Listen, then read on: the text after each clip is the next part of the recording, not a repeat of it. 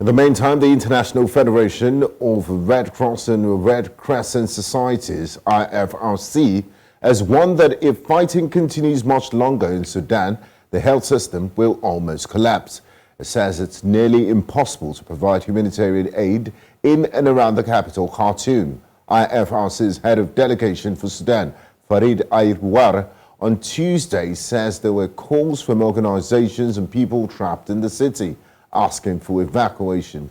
Nearly 200 people have been killed and over 1,800 injured in the fighting between the Sudanese army and the paramilitary rapid support forces. The truth is that at the moment, it is almost impossible to provide any humanitarian services in and around Khartoum. There are calls from various organizations and people trapped asking for evacuation. For the past 4 days, people have been out of water, food. Electricity has been rationed, in some places totally disconnected. So we're talking about a situation where there has been calls to the Sudanese Red Crescent and also to the International Red Cross movement presence in Sudan almost on a daily basis from people wanting basic humanitarian services. This will not be possible until assurance for safety of the volunteers.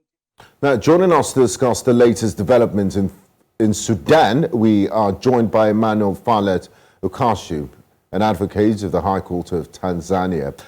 One welcome to you, Emmanuel. Good evening, and thanks for joining us on NC Continental Prime. Thank you so much. Good evening too. Now, Emmanuel, sadly, the fighting in Sudan has entered its fourth day. What's the magnitude of the conflicts we're looking at here? The magnitude in southern Sudan as a part of East Africa, it's very high.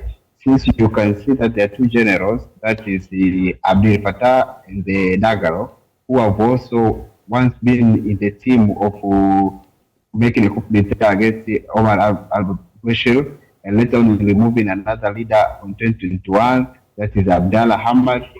So the tension is very high. And as we speak now in the part of East Africa, and they're experiencing a lot of people who are transferring immigrants from the southern Sudan, from the Sudan part to the other East African countries, but yet the generals have not yet come down to the dialogue because the AU and East African community have just called them to sit down, remove all the weight of their power and all the weight of their torture against the people, to sit down in dialogue and make a very peaceful conversation, because as now everyone needs peace, because as the capital city of the Sudan as Khartoum, no one is visited to it. Going to the part of Darfur is worse. So the whole part of the Sudan is now accommodated in a very, very serious mission of the part of the Comunidad and the RSF, which is very high. And you can imagine that the source of this conflict can just be emanated from the agreement that was entered by the two generals to share the powers.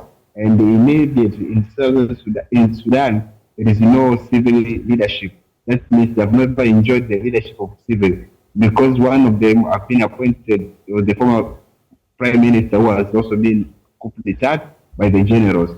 So the situation in Sudan is very tense. Okay. And also even in Tanzania today, I've just called an immediate help, and it is also a frontliner of the peace.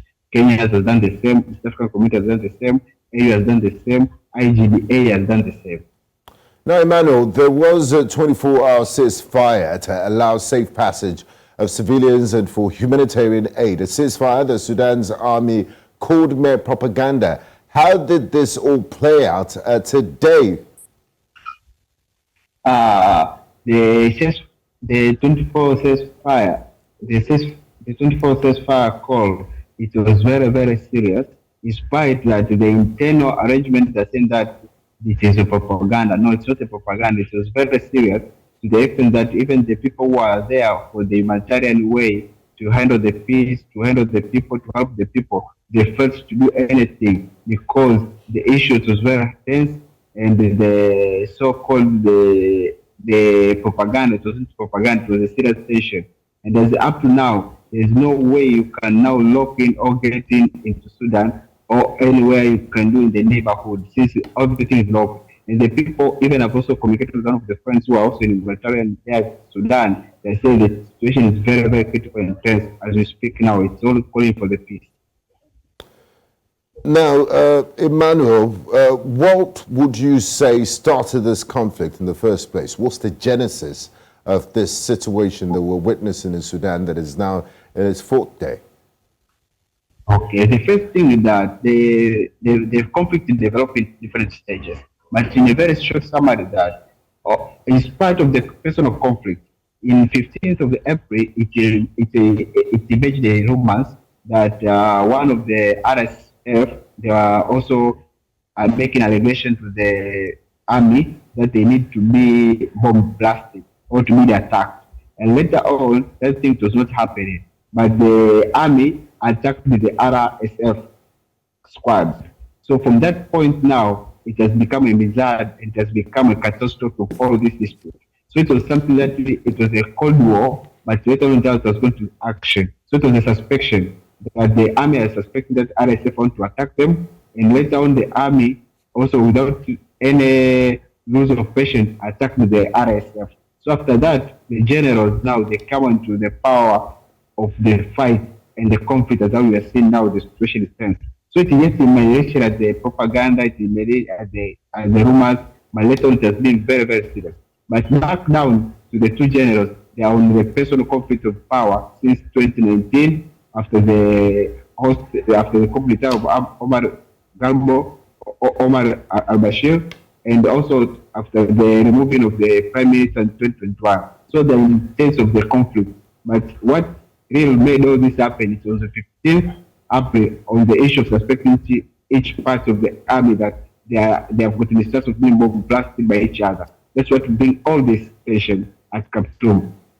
Thank you very much, Emmanuel Phalet Ukashu, advocate of the High Court of Tanzania, for joining our Sudan Continental Prime. We appreciate your contribution. Thank you. Thanks so much. Thanks so much. Very blessed.